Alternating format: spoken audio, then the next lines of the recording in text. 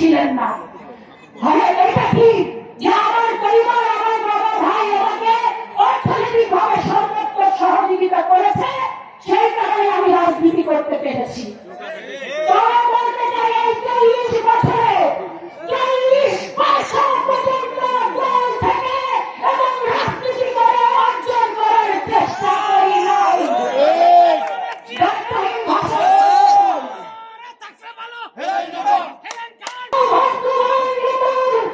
সৌভাগ্যবান কর্মী আমাদের নেতা শহীদ রাষ্ট্রপতি জিয়াউর রহমান পৃথিবীর যদি 2 জন শ্রেষ্ঠ দুর্নীতিমুক্ত সৎ রাষ্ট্রনায়কের নাম ইতিহাসে উচ্চারণ করতে হয়, তাহলে অবশ্যই জিয়াউর রহমানের নাম উচ্চারণ করতে হবে।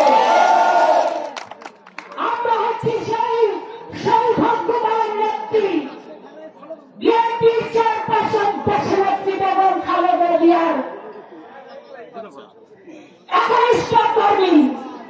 দেশনেত্রী বেগম খালেদা জিয়াকে আপনারা জানেন, ওই ফ্যাসিস্ট দুর্নীতিবাজ যারা বাংলাদেশের হাজার হাজার কোটি টাকা বিদেশে পাচার করেছে, পৃথিবীতে এমন কোন রাষ্ট্র খুঁজে পাবেন না যেই রাষ্ট্রের রাষ্ট্রপ্রধান এবং তার সন্তানরা তার পরিবারের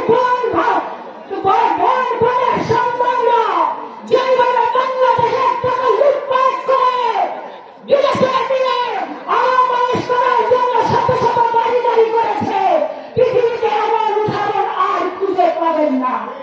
সেই দুর্নীতিবাজ ফ্যাসিস্টরা বাংলাদেশের যে কোনো যদি 5 জন বাংলাদেশকে সারা পৃথিবীতে কোন সব প্রধানমন্ত্রী না উল্লেখ করতে হয়, তাহলে অবশ্যই দেশনেত্রী বেগম খালেদা জিয়ার নাম উল্লেখ করতে হবে। আমাদের প্রান্তীয় নেত্রী দেশনেত্রী বেগম খালেদা জিয়া সৌদি আরব বলেছিল আপনাকে হবে, আপনি আসেন। দেশনেত্রী বেগম খালেদা জিয়া আওয়ামী লীগের সময় বলছিল, এই দেশ হচ্ছে আমার মাটি, এই দেশ হচ্ছে আমার ঠিকানা, মরতে হলে এই দেশে মরব, অন্য কোথাও আমার ঠিকানা নাই।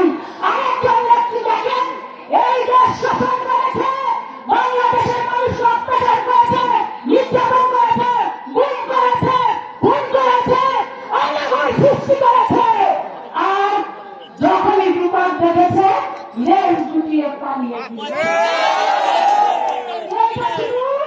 এই শেখ হাসিনার চরিত্রে একমাত্র চরিত্র নয়, তার বাবাও কিন্তু আওয়ামী লীগের সময়, তার বাবাও কিন্তু 1971 সালে বাংলাদেশের এই মানুষকে বিপদে ফেলে তিনি কিন্তু পাকিস্তানে পালিয়ে গিয়েছিলেন।